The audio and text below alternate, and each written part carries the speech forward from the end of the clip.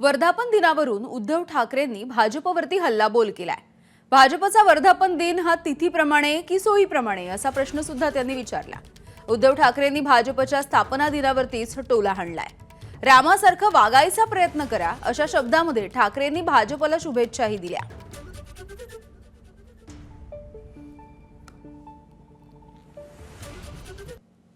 आज भाजपचा वर्धापन दिन आहे तो तिथीप्रमाणे तारखेप्रमाणे की त्यांच्या सोयीप्रमाणे कशाप्रमाणे ते तर सांगा, मग तशा शुभेच्छा देतो।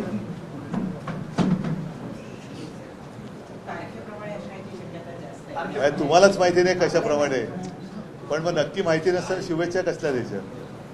नाही, माझ्या शुभेच्छा मित्रपक्षांना काय सगळ्यांनाच असतात। फक्त जर का रामनवमी हा तुमच्या पक्षाचा जन्मदिवसच असेल तर जसे प्रभू रामचंद्र वागले होते तसे वागण्याचा प्रयत्न करा, या एवढ्याच माझ्या त्यांना शुभेच्छा आहेत। भारतीय जनता पक्षाची जी स्थापना आहे ती आमच्या समोर झाली।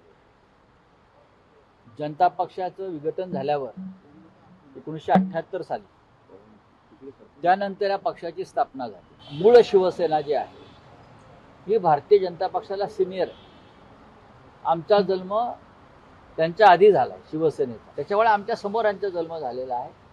पण तेव्हा एका उदात्त हेतून यांचा जन्म झाला।